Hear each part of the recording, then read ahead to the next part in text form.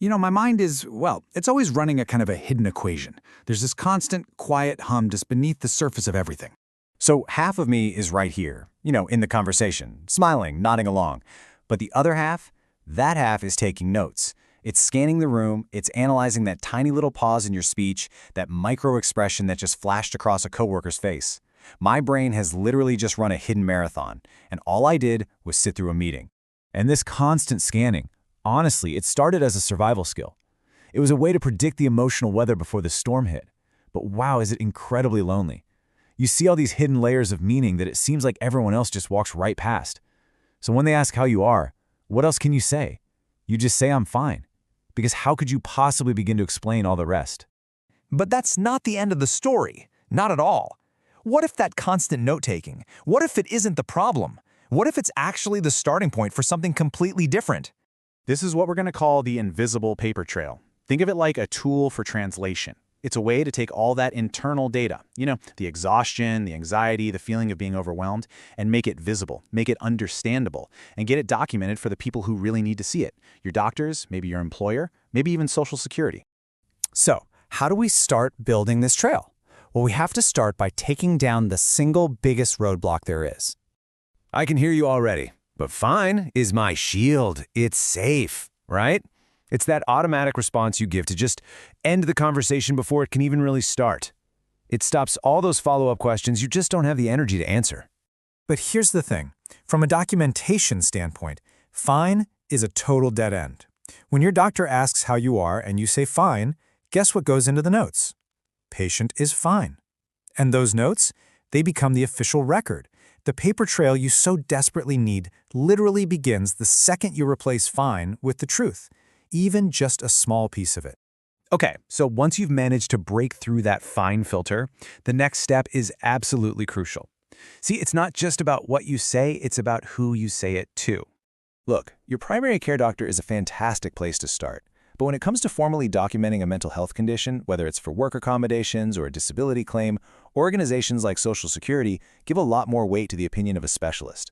They have a name for this, it's called an acceptable medical source. Now, what's really interesting here is how specific this gets. This isn't just a casual suggestion. This is literally part of their procedural rulebook. A diagnosis from one of these professionals, like the MDs, psychiatrists, and psychologists you see here, it establishes the foundation of your paper trail in a way that's so much harder for anyone to dispute. All right, this next one. This is maybe the most important shift in thinking you can possibly make. It's all about translating your internal feelings into external observable facts. But how? The entire problem is how I feel. The sadness is crushing. The anxiety is paralyzing, and overwhelm doesn't even come close to covering it. These aren't just words. This is my entire reality. So how am I supposed to make someone else understand that? That's the key. You don't try to explain the feeling, you show the impact. See, a diagnosis of depression isn't what gets evaluated, it's the limitation that it creates. So instead of saying, I feel depressed, you say, I have difficulty getting out of bed and I was late for work 3 times this week. Instead of, I feel so anxious, it's, I had 2 panic attacks at my desk last month that were so bad I had to leave early. This turns an internal feeling into a concrete, work-related functional limitation. That is the language the system understands. So how do you actually capture all these details consistently? This brings us to our last 2 tips, and they really work hand in hand, keeping a diary and showing compliance.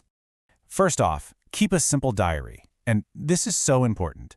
Its purpose is not for you to go over and over it and analyze everything. You already do enough of that. Its purpose is to be an objective data log that you can literally hand to your doctor. It helps them see the patterns that might even be invisible to you. Think back to those examples we just talked about. They are specific and they are measurable. So it's not, I was anxious, it's, I had 3 panic attacks this week. It's not, I was moody, it's, I had a moment of serious irritability with my supervisor over a really minor issue. This is the raw data that builds your evidence. But there's a natural fear here, right? If I walk into my doctor's office with a list like this, aren't they going to think I'm just trying to build a case, that I'm just gaming the system? I'm not. I genuinely just want to feel better. Then let's frame it that way. The goal is better treatment. You're not walking in and saying, hey, put this in the notes for my disability claim. You're saying, I want to give you a really clear picture of what's been happening so you can help me. Here's a specific example of how my concentration issues really affected my work this week. Better information leads to better treatment. It just so happens that it also builds a rock-solid paper trail. And finally, there's compliance. Taking the medication you're prescribed, showing up for therapy, trying the strategies they recommend, it's all part of the story. It shows that you're an active participant in your own recovery. And to an evaluator, it proves that the limitations are still there despite your best efforts to get well. And that's a really critical point. So that hyper-awareness we started with, the constant note-taking, the analysis, it's not a flaw. It was never a flaw. It is the most powerful tool you have. You just needed to learn how to aim it in the right direction.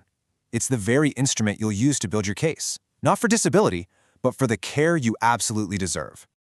Just think about it for a second. You have spent a lifetime gathering data on everyone and everything around you. What could you build? What could happen if you finally turned that incredible intelligence inward and started documenting your own story?